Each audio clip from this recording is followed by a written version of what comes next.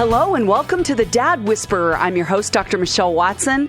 And if you are a dad who wants more tools for your fathering toolbox, then you are going to love today's show because you are definitely going to be filling that box up with tools from my guest today. Well, before we get started, I love to review the template that guides the conversation every single week, which is on your mark, get set, go. I invite you as dads to envision yourselves standing side by side each other, ready to run your fathering race this week. And I'm your coach on the sideline saying to you, on your mark, get set, go. On your mark is the topic or the theme. Get set as I'm filling that in with stories and stats. And go is always your practical action step so that you can put your love for your daughters and your sons into action this week. Well, today I have a guest coach who is joining me, who I'm telling you, he is one of the busiest men I know. And let me tell you, he is in high demand as a speaker and as a mentor, and yet he has graciously made time to be here today. And I'm beyond thankful for his gift of gracing us with his wisdom. Pastor Keith Jenkins is actually one of my pastors at my church, and I can attest to the fact that he walks his talk because I've seen him up close and personal. And I want to first say that I have great respect for the man that he is, the leader that he is, the husband that he is. I mean, he's been married to Coco for 32 years. Come on, somebody. He's been living this out. And the father that he is to 2 daughters and a son. And I have one more piece of information to give you is he is an amazing grandfather to his little Lala, who has stolen this Papa's heart. Am I right? Absolutely. Yeah, come on. Absolutely. Yep. And one thing that you will love about Keith today that you are going to see and hear is that he loves big, he loves bold, and he loves well. Well, Pastor Keith's passion is to build bridges between cultures and ethnicities and between generations. He grew up in Baltimore and started living in the inner city to later become a U.S. Marine for a decade and then a basketball and a football chaplain for the University of Oregon. And he's been a pastor for over 25 years, all the way from Oregon to L.A. and back. I'm so excited to have him here. Welcome, Pastor Keith Jenkins. Well, it's good to be here, Michelle. Finally. Good to see you, too. Well, on your mark today, I'm calling this What's Up with Men and Anger. What's up with men and anger? Because I've really found that this is an under-talked about topic, especially right in Christian circles and in the church. And so you are a man that has walked this. And so you're going to be opening up a little bit of your story today. And I just wanted to start by saying why I invited you here. I heard you in a sermon talk and admit, I should really say, talk about and admit your anger issues. And I'm going to be honest, I can't almost think of a pastor that I've ever heard get up in front of his congregation and admit, I have really struggled with this. And so that's why I wanted you to open up about that today. I think back through the years about how many times I've heard counseling clients, both men and women, talk about how their dad's anger has negatively impacted their lives. I mean, obviously, but that they're still stuck in living in places where their dad's voice is in their head now. I think of dads I lead in the ABBA project that have opened up about their own anger and been honest about the devastating effects in their own life. And so I think today to be able to invite you here to talk about this, I mean, you got a heavy mantle today, my friend, to address this topic. Yeah. You know, have you found that this is talked a lot about in men's circles? I don't think that we talk about it enough, but definitely the effects, the negative effects, families living in a toxic environment, held hostage by rage and anger. And I can just remember as a little guy being afraid of my dad. And he had PTSD from 2 tours in Vietnam. So his volatility came from another place. But it was anger nonetheless. And it was frightful. It was fearful for me as a young kid. And so when you grow up in that environment where you're intimidated and you don't know if you can even make noise in the house, that type of thing, because of his violence would just erupt and his anger would erupt. It sets up a paradigm in you emotionally that you have to live out the rest of your life. Thank God for Christ. I was going to say, and thank God for healing. Yes. You know, that we don't have to stay stuck in those places. Absolutely. And I think you and I are both living proof of that because, again, anger is an issue I've dealt with. Right? I'm a firstborn, I'm a lion otter, and I want to get her done, and when it doesn't happen, but a lot of it's directed inward. And I think there's a lot of men living with inward cycles of anger, and they don't know either how to get help. They don't know where to go to get help. So today we're going to bring it to them. Let's do it. Okay. Well, how about if I typed out what you said in your sermon? Because it's so powerful. My words from a sermon now coming back on me. Okay. So how about if you read what you said that day in the sermon that so impacted me? Okay. So it seems that I said there were a couple things that held me. I could go from 0 to 90 really quick. I get angry and snap off real fast. Even now, I have to monitor it. And what that was about was a well of pain in my life. It wasn't that I was mad. It was that I would not be vulnerable enough to allow the Lord to deal with the pain of my past. It was just easier to be aggressive and to keep people away from me rather than to allow him to come into an area of my heart and lead me out in an exodus that would bring restoration to my soul. Whoa. Very true. Very true. Very good. I would love if you could just share a little more of your story going back, like how did you learn how to do emotion? Let's call it that in your family of origin. What did you learn in your home about anger? I think the best thing would be said is what my family of origin taught me about emotion is not to deal with them, to repress them. And normally, because in our environment, you couldn't be vulnerable. So you couldn't express weakness or uncertainty or confusion because that would be used. Somebody would gain an advantage on you. So what was permitted was to be, and what you did to keep people at bay, to keep them away from you, was aggression, outward aggression, harsh words, harsh tones, and to keep people at bay. So that was what was practiced. I mean, the volume level was loud in the house. So people didn't talk in soft, sweet, loving terms. Primarily, there was a lot of volatility growing up. So even as a little guy, like how young did you have to know everything? Yeah, I don't know that I can remember as to when I became aware, but that's the culture. As an African-American family in the late 60s and 70s. And so there was a lot of angst in the home anyway from cultural currents that were flowing. But at the same time, it was a broken, fragmented family. The men in the family were promiscuous. The women were angry and hurt. So it just creates this cauldron of negative emotions and toxicity in almost every relationship. Yeah. So you mentioned that your dad had PTSD from 2 tours. What was your relationship like with your dad? Yeah. So when he came home, I have pictures of him doting on me. I have pictures of him at Christmas and doing the dad thing. And so it looked like it started out pretty good from what I could see image wise. But then, there was the leakage of violence and intimidation and menacing with my mom. And I think at some point he was physically abusive to her. He was physically abusive to me later under what he thought was discipline, which was really harsh and cruel in a lot of senses. And that scarred me in a way. And so I can remember my father being able to be, I could approach him if he was medicated. So then if he had drank wine or had drugs, he was very easy to be with. And then if he wasn't, it was a mixed bag. It was 50-50. And he could be set off at a moment's notice. It could be as simple as us playing too loud in the house, my brother, my stepbrother and stepsister.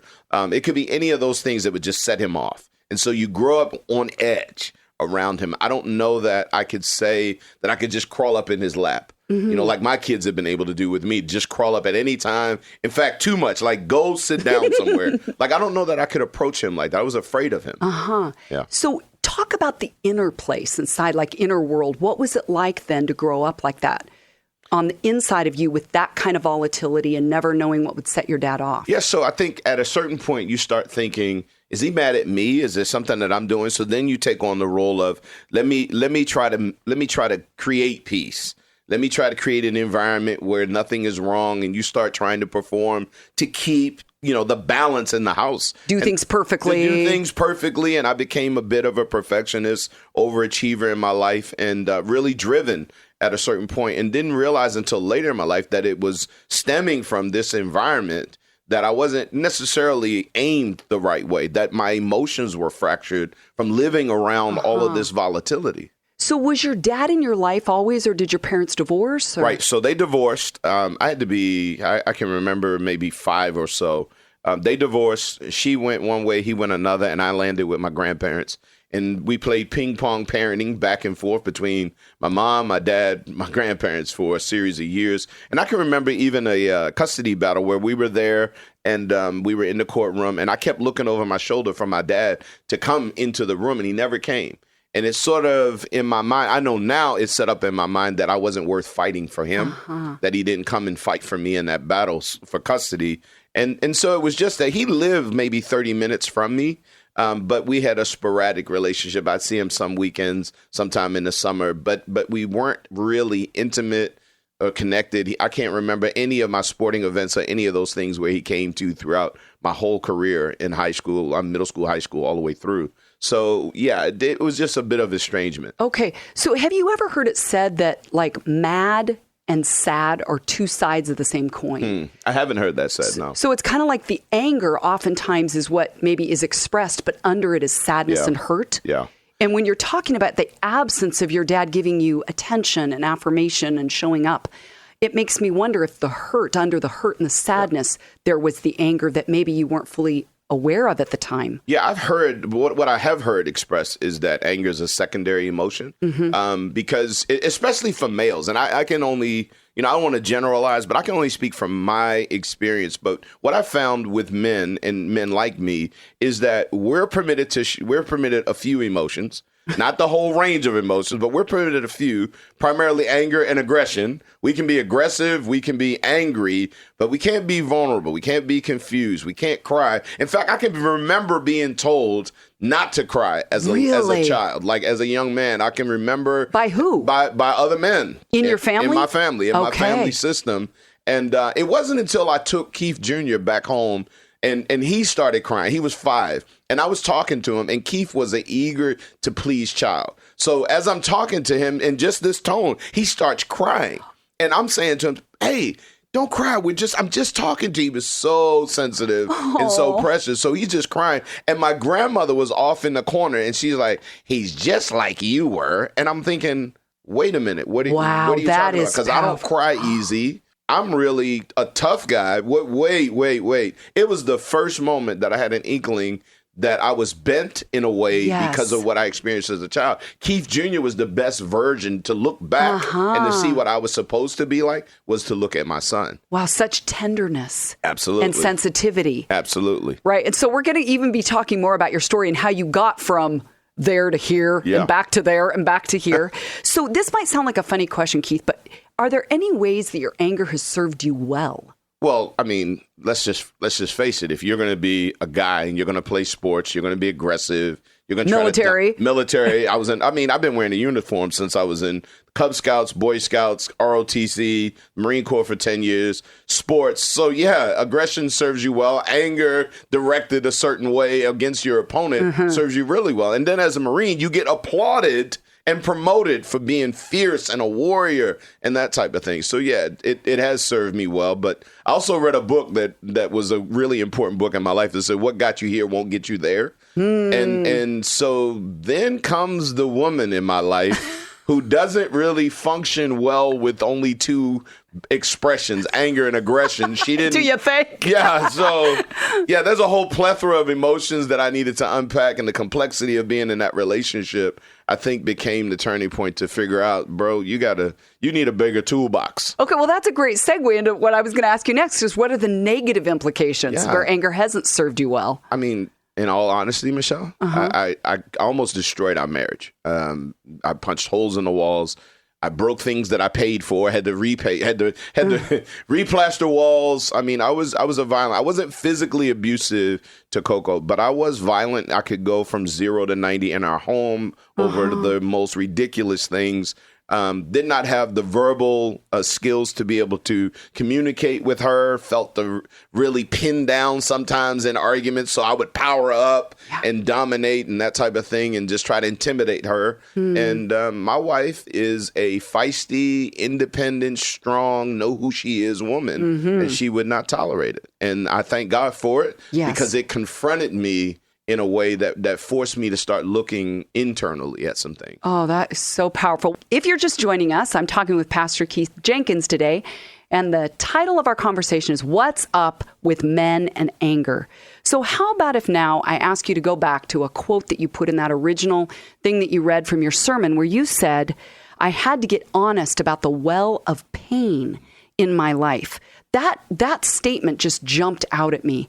I just wonder if you could unpack that a little bit more and say, what did you get in touch with? Yeah, so when I was first told that anger is a secondary emotion and it's easy for men to reach for, it's like a go-to emotion. Like I can go to anger if I can't go anywhere else. And the guy said, really what it is it's you being afraid to be vulnerable. And I started reading authors like Brene Brown, Vulnerability and Authentic Self. And, I started reading female authors to try to figure out, because there was no male authors. It's like, okay, Tender Warrior. This, That's awesome. Yeah, I've been a warrior. That's not working for me. So, I need something else. The tender part. And so hearing her talk about, she used metaphors in her writing that helped me. She talked about showing up in an arena, which was very masculine for me. And I got it. Okay, I can be in an arena. And she said, it's okay to show up and be your authentic self. And I don't know that I had ever been my authentic self since I locked that away, since that person was wounded, rejected, abandoned. All the way back to 5. All the way back to 5. So then who am I? So that began a journey backward in my life to really look at some events and traumas that I think became the fuel for the anger in my life. And really what it is nobody's listening to me. Nobody's loving me. Nobody's caring for me in the way that I would need it. And that turned, that cry in my life turned to anger after a while. That's what I've come to deduce. Okay, so you talked about the pain in your life. Okay, let's be straight up honest. Okay. How many times have you heard a pastor or even at men's conferences, a guy get up and talk about the pain in his life and really open up? I think sometimes we talk about the actions that come from the pain, whether it's pornography or addictions or alcohol but getting underneath it. I mean, you're talking my language here. Yeah. I mean, as a therapist, that's what I love, is that God takes us back to the origin, right? Scripture talks about taking an axe to the roots. And I think, and I agree with you. I've heard so many people say that anger is a secondary emotion, but I think, is it also a root? Yeah. We've also heard that phrase, a root of anger. I don't know that I heard anybody in that season in my life when I was going through the process, except for Bishop Jakes. So T.D. Jakes would get on his stage and literally it felt like he was unzipping his soul and talking about things like you could be a Christian and still have problems. And I had never heard that, because all of the Christians that I knew looked like they were having perfect lives in church. So I'm looking around church thinking I'm the only screw up here, right? Of course. And then he got up and started talking about very real pains that people experience and their expressions. And so in the late 80s, I really clicked on and really locked into him, which I've patterned my ministry of. So I try to, in some way, like Jesus extended his hand and his wound to Thomas to help him believe. I think a lot of times we don't see examples of restoration. We don't see examples of healing, nor do we have a pathway back. So then we just keep masking and medicating and moving forward until we end up destroying our lives in a lot of cases. Yeah, and all our relationships, the people around us that we love. Absolutely. So go back to then that piece about how did you let yourself and give yourself permission to feel the pain? Yeah. Because obviously, have you ever heard that quote that says, what you don't feel can't heal? Yeah. So here you are, a masculine man. You had a model in your home of what toughness and masculinity look like. And now, did you have to learn to cry like a baby? I mean. Yeah. 2 things. The pain of looking at my effect on my wife. That's one pain that really, she was the first person I can say in my life that she loved me unconditionally, and I knew it, and I didn't want to lose her, but I was losing her. And watching the effect of my anger, my dysfunction on her caused me to have the courage to delve into some other areas. And so I remember sitting with a counselor, and Michelle, this is, Black people don't tell their business. Do you understand? Men don't go, we don't go to counselors, but I went to a counselor, Thank you for admitting that. Yeah, would you tell men listening? Yeah. I mean, humble yourself. Go ask for help. Even as a pastor, when men come into my office, it's almost too late. They need a miracle by the time they get there, because their wives have been pushing for help, dying, asphyxiating emotionally in the relationship. And then finally they come to a pastor. And that, oftentimes, unfortunately, it's so far gone. Yeah. I know God can do miracles. I'm a miracle. I'm an exception. But it would be so much easier if we could start the process earlier before the damage is so, so monumental in our relationships, and then having to go through such a long process of healing and recovery, not just us, but all of those connected to us, all the collateral damage in the relationship as well. But the counselor started talking to me. So this is when I first began to weep again, which there's a funny story about that with weeping and my daughters now, which Okay, we're going to go there in a minute. Anyway, he's talking to me, and he's mapped my life. You know what I'm talking about. He's gone back, mapped the trauma out, and he says to me while looking through his hand, he forms a 0 with his hand. He says, so basically what I hear you saying is throughout your life, you've had no value. And he's just looking at me through his hand like I'm looking at you right now. And like a little telescope. I could not stand. It aggravated me. And so I'm angry. And he says, yeah, so your grandmother passed you off to your mom and she passed you back to your dad. And so basically you had no value to anyone at that time. And he says it 3 or 4 times. And about the 5th time, I'm not angry anymore. The first tear comes out of my eyes. And I start weeping and literally. I bet from the gut. Yes. From fell the depths. off the chair into the floor. Yeah. He let me stay there for a minute. And then he slid down next to me and said, but you've always had value with Jesus. And he's given his life for you. And that was the moment. And that was the pivot point for me to walk literally back from that place of no value, rejection, abandonment, all of those messages sent to me, peacekeeping, trying to keep the peace, no one showing up. Even when I graduated from boot camp, nobody from my family was there. All of these moments sort of have created layers and layers and layers of anger and scar tissue over my heart is what I was really, the anger was about, covering me so that I would not feel that pain anymore. And it was the beginning of feeling again and being okay with, it was horrible. It hurt. I had to feel it to heal it. I had to feel it to heal it. Yeah. Absolutely. And what's the story then about weeping in your daughters? Well, I mean, come on, man. So you go back from being this tough guy, don't cry, nothing, phase you, Teflon Don, right? To now when I go to movies with my daughters, I start weeping and they're not weeping. They're like, Dad, come on, be quiet. Shh, be on my roll. It's like, it's a foregone conclusion. I just told you the grandbaby said my name the other day and I started crying and came back into the house. Papa, it was the first time she said it and it brought tears. So everything now evokes some sort of emotion and I'm not ashamed of it. I spent a lot of years walled in, away from real, authentic relationship and connection. I need love. I think our emotions are like lungs for our soul. We breathe in, we breathe out, encouragement, love, affirmation. Yeah. And we need that in our lives. And for a long time, I didn't have it. Yeah. And I think my anger was the fruit of the roots of all of that pain. Does that make sense? Totally. And because we hurt within the context of relationship and we heal within the context of relationship, would you have gotten to the pain had you not had someone there with you? Could you have read a book? Could you have done it on your own? No. Because I think, like I said before, my wife experiencing me, it was a mirror. Like somebody said to me years ago that your wife is a mirror of your leadership. Like she reflects back to you what it is you've sown, the words you spoke, the care that you give to her. And she was just broken. And that was the result of being married to me. Mm-hmm. And so that pain, her pain, informs something in me to say, okay, you need to delve a little bit deeper because whatever you're doing is not working. Yeah. And it's destructive. And not to mention, Michelle, we had 2 small girls. Yeah. And I could see the future. Yeah, you could see the future. Yeah, that's powerful. Yeah. Wow. Oh my goodness. I wish we had so much more time, but thank you for your vulnerability. My because pleasure. I believe, that's even one of the chapters in my book. I call it Lead with Vulnerability. And it's like, how do we unpack that for men in a way that still honors their masculinity, but says being a fully authentic man of God, right? We're all Imago Dei. We're all made in the image of God. Is that we're connected emotionally, mentally, physically, and spiritually. We're not disconnected. Yeah, well, we haven't defined it that way. The way that you just defined it, we have false images and false definitions of what manhood and masculinity are. Right. So, yeah, you're absolutely right. And you're helping to redefine that. Well, you know that I end every show with a go step, and there's no doubt men listening today who are saying, I'm stuck in an anger cycle. Mm-hmm.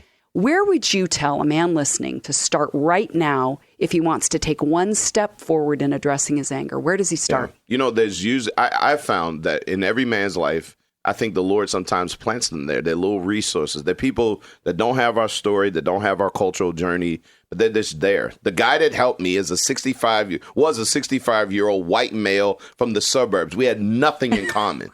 And so I would say to any guy, look around your life right now. There's someone planted as a resource that's a little further in the journey ahead of you that would be a grace-filled truth teller to you, that would love you unconditionally and be there for you, speaking in man language to help you get back, to shut those doors, to heal those wounds, and then to have the future that you so desire and deserve. Step up to the plate and tell someone else what's really going on.